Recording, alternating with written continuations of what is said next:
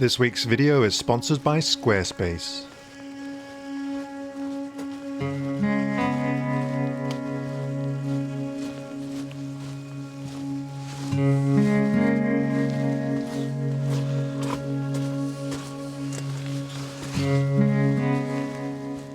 Well, hello everybody. I hope you're all doing great.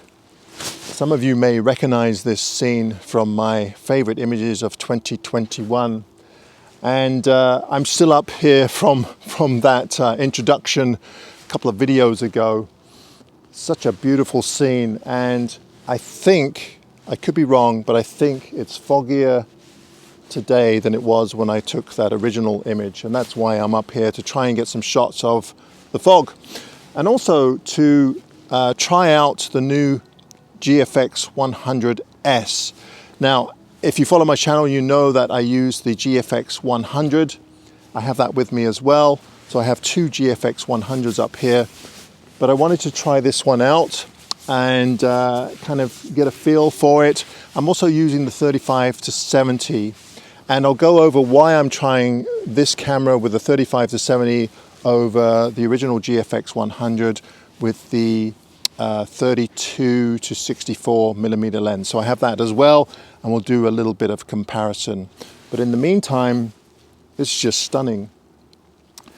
I'm more or less taking the same shot as last time, which is kind of unfortunate. I'll try and find something else, but I think, I don't know, I just feel like I've probably got the best composition I can out of this scene, especially with these beautiful orangey red arbutus trees. The fog really does help a lot though. It really adds a lot of mood and depth, and yeah, it's just absolutely beautiful.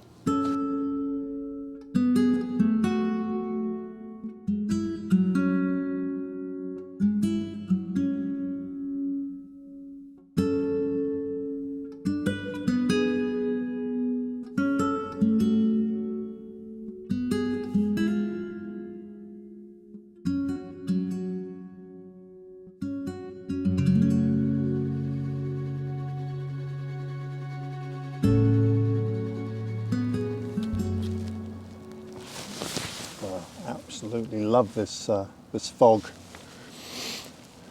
Now I've come up a little bit higher. It's a little sketchy here because right behind the camera there's I guess it's about a 3-foot gap, but it goes down about well, probably close to 100 feet. So you have to kind of jump over the gap, and I mean it's not dangerous unless you fall in it, but it's a little sketchy. And this conglomerate is quite slippery, especially with my boots on, so I have to be a little bit careful.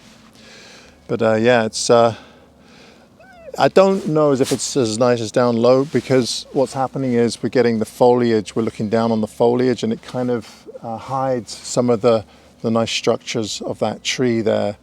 But you can kind of see the rocks with the moss, and of course you can see the other arbutus. So yeah, it's quite a nice shot, and I've never taken it from this angle before anyway. So okay, so as far as the camera goes, the GFX100s, some of the obvious advantages to this camera over my old one. First of all, the size. I mean, the size is not much bigger than a DSLR. It is bigger than, say, a full frame Sony A7R IV or perhaps some of the new Nikon cameras.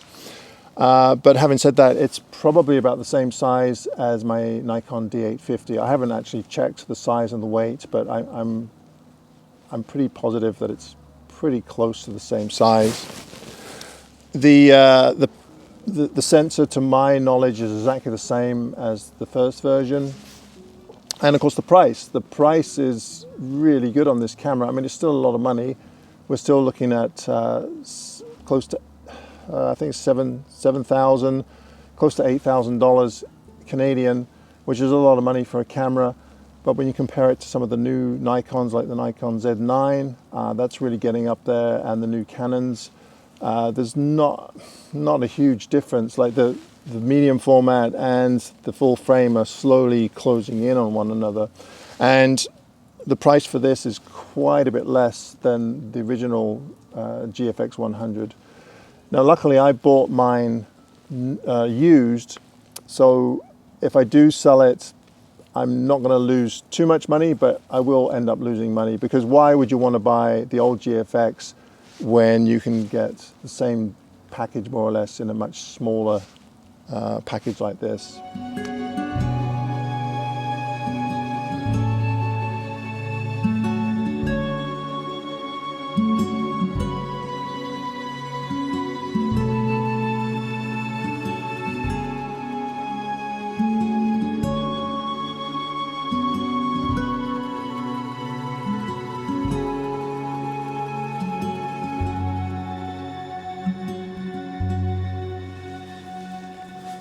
This is quite a nice scene.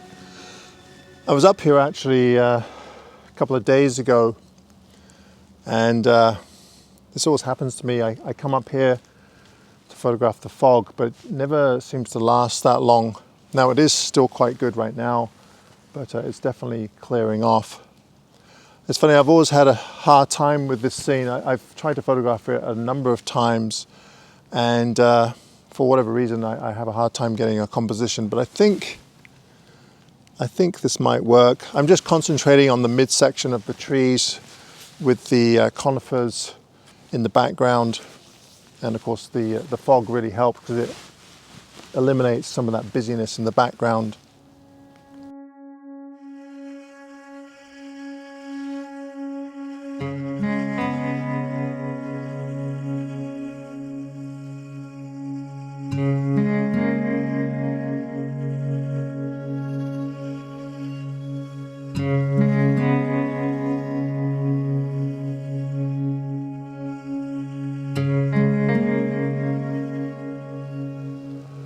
Right, now one of the things that I do miss with this camera that you have on this one is the angle finder. Now when you purchase this camera, it doesn't come with the angle finder, it just comes with a finder like this one, except the unique thing about the GFX100, the original one, is that you can actually take it off.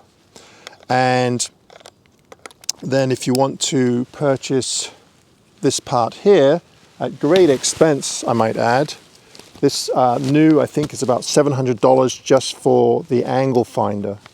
Luckily again I got a used one, so I saved a bit of money. This here attaches to the angle finder, and then the angle finder attaches the camera, and of course then you're able to look down through the EVF rather than across all the time. And it's really handy because it's different angles. You can look down, so if you're doing really low level photography, it works great for that. This is the one thing about this camera that I absolutely love and I've used a lot.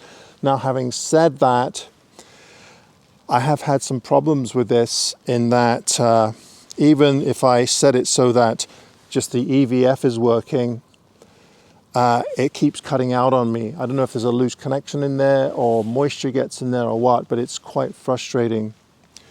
So as much as I love it, it's a bit frustrating as well. And as you can see, the difference in size of cameras is significant, and this is quite a bit heavier. It's a really beefy camera. Of course, this has the vertical grip. This camera doesn't.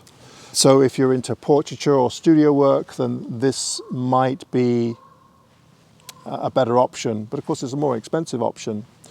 The other thing I really like about this camera over this one is that this uses the same batteries as the X-T4, which I use for video. So I can use and interchange the same batteries between the two cameras. With this one I cannot. Now this has quite a large battery pack. The batteries are stored in the bottom here, and it holds 2 batteries. So I have 3 batteries for this, and I just kind of change them out. And now and then I'll bring a brick with me, like a charging brick, and I can charge the batteries while I'm on the go. Same with this camera, or the X-T4.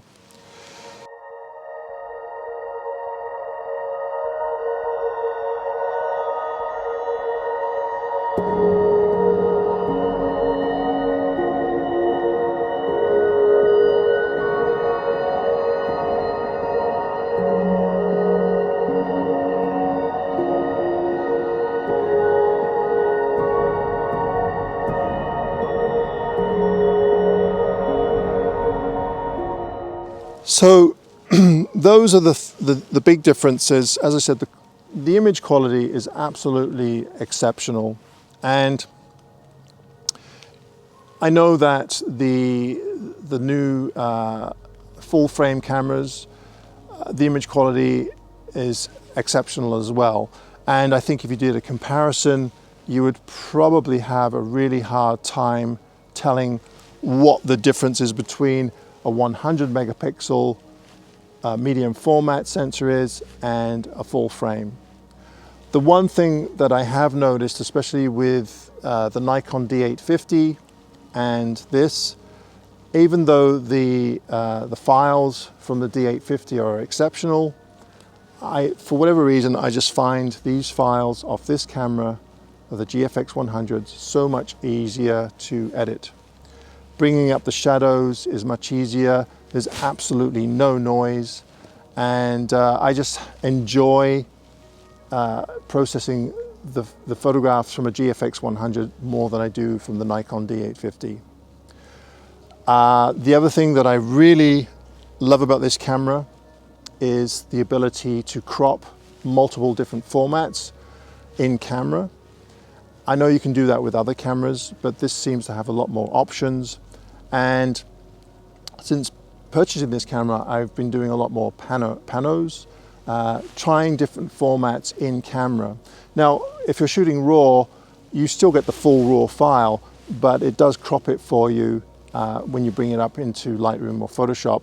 And if you don't like the crop, then you can get rid of it or just adjust it to however you want. So I think that's a great feature, and it kind of omits the necessity to do multiple vertical images and stitch them together. I can't see the point in doing that unless you're really going to blow up something really big.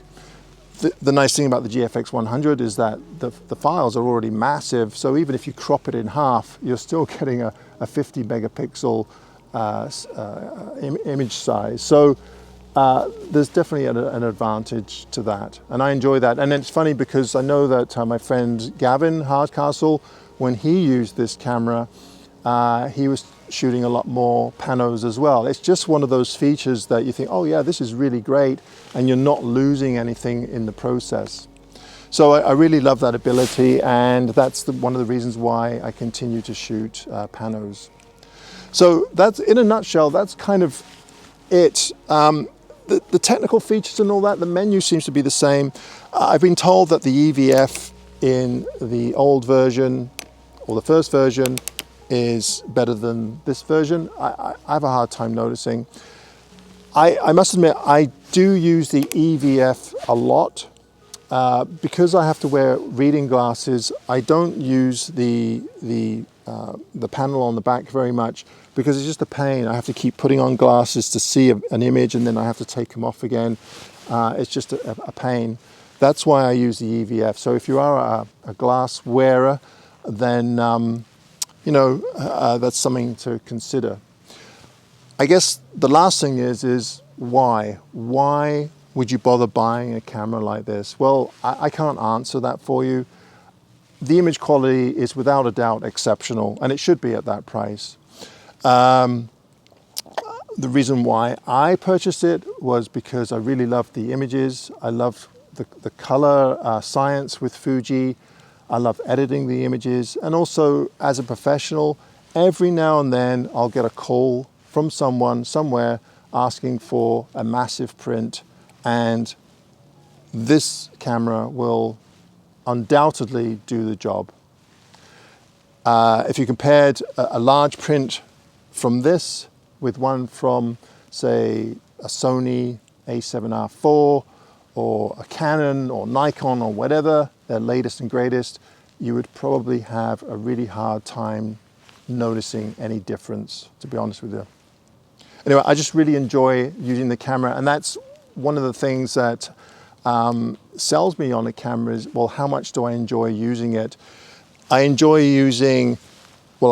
using this camera more than I ever did with my Nikon D850.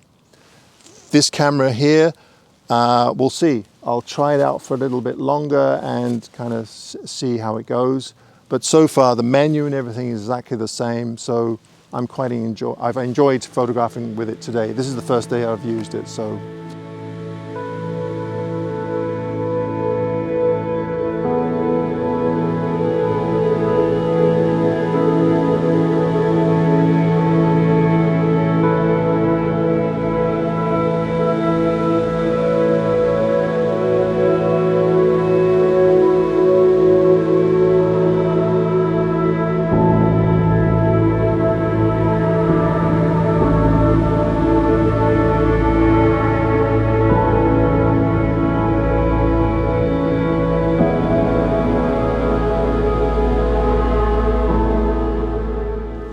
This is really quite beautiful. It's too bad there's carvings on the trees here. It's quite a popular area for party goers. Now then, the lens, the 35 to 70 millimeter. This is only the second time that I've used this lens, and of course the thing that strikes you as soon as you take it out of the box is the size. It is tiny and very lightweight. So in combination with this camera, it's a great setup. I'm currently using the 32-64, which is an exceptional lens. I really do like it. It's got great contrast, great color rendition, sharpness is really good, but it is heavy. And I'm finding that a lot of the time I'm right on the edge of 32. I use 32 millimeters quite a bit, which I think ends up being around, I'm guessing 28 millimeters. So it's wide, but it's not super wide. And that's why I have the 23 millimeter, which is around 18 millimeters, I believe, which is the widest lens that Fuji makes. I think there is another lens, or 17 millimeter, made by Loa. I believe that's the company name. I could be wrong. But that looks like quite a large lens. I've never used it. Now the 35 to 70, 35 is not really wide. It's, you know, we're looking at maybe 31 millimeters on a full frame. And so that's the only thing that concerns me, is that as much as I love the weight, I'm not sure if it's wide enough at the wider end. And then of course the 23 millimeter might be too wide for other things. So there is a little bit of a gap in there. Fuji did send me a 30 millimeter to try, but I didn't bring it out today. It's just a prime lens.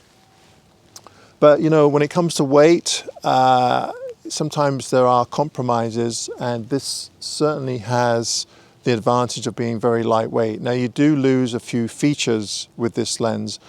The first one that I didn't even notice until I started using it, it doesn't have an aperture ring. I really love the aperture rings on the current lenses that I have for the GFX100. So that was the first thing. And then of course I didn't have my camera set up with the dials to change the aperture. So I had to change everything so that I could use a dial to change the aperture. And it's the same with this. You can put it on manual mode, but you have to change the aperture with one of the dials. It's also a variable aperture lens. So at 35, it's 4.5, I believe. And then at 70, it's 5.6, whereas the 32-64 is a constant aperture of f4. So what you're gaining in weight, you're losing in functionality. But at the end of the day, what's really important is it a sharp lens? And does it have lots of contrast and great color? Now, as I said, I've only used it once, and the images so far I think are fine. I don't think it's as sharp as the 32-64, but I didn't expect it to be. But it's sharp enough. I mean, it's still really sharp. And of course, if you add any sharpening in Lightroom or Photoshop, you're probably going to have a really hard time noticing the difference. So I guess it boils down to how sharp do you want your lens.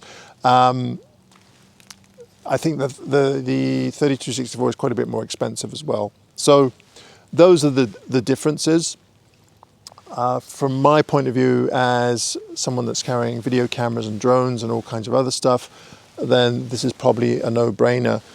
But I still have to carry heavy lenses because I have the 1-200, and then I also have a 45-100, which I don't bring with me that often because of the weight. I have a 1.4 teleconverter that I can use with the 1-200. So I want to cover as much of the bases as possible, but without the weight. Yeah, so I mean, I'll keep using it today, and I do have to send it back to Fuji at some point, and then I'll decide whether I'm going to purchase one or not. But so far, it seems like a pretty decent lens.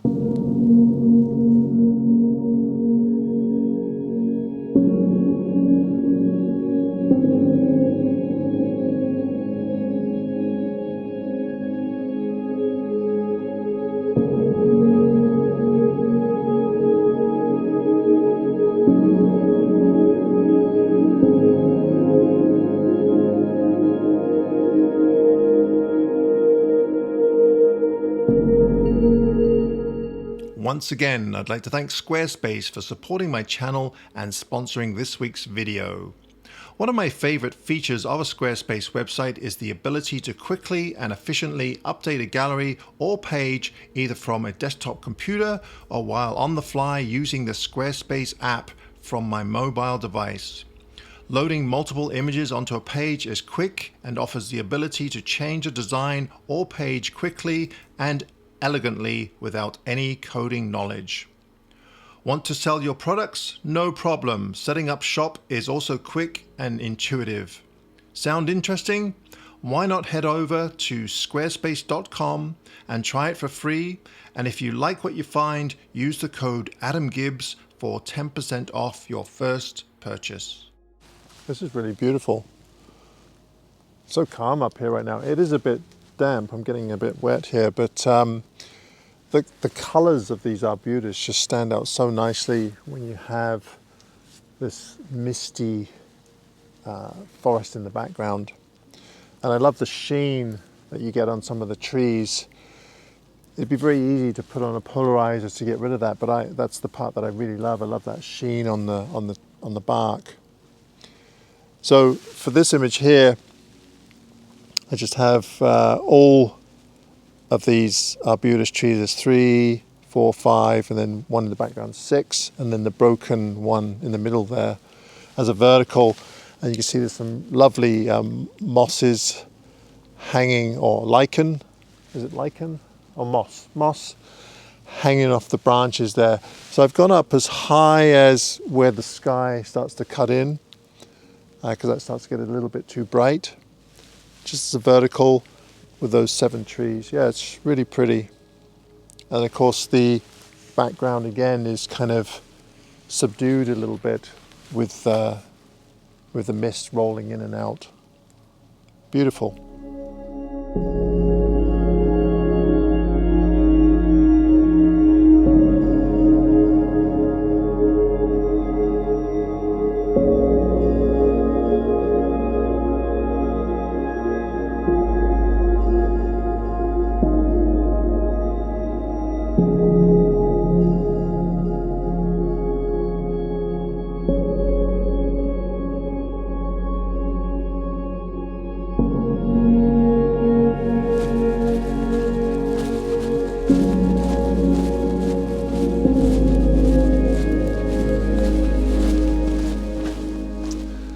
All right, now it looks like the fog is slowly misting, but it seems to change. It'll come in and then it'll go out again. But I think I'm done for the day. I do have some work at home that I have to do. So if you enjoyed the video, please be sure to give me a thumbs up. It's always appreciated. Now, if you have any questions about the GFX or the GFX-S, be sure to leave your questions down in the comments down below, and I will try to answer them the best I can, as well as the 35-70. I'll try to answer your questions about that lens as well. Now then, by the time this video comes out, I should hopefully be in Antarctica with YouTubers Nigel Danson, Alan Wallace, Mads Peter Iverson, and James Pobsis. So hopefully I'll come back with some footage that I can share with you and some images. So stay tuned for that. All right, folks, thanks ever so much for watching again. I really appreciate it. And until next time, Bye for now.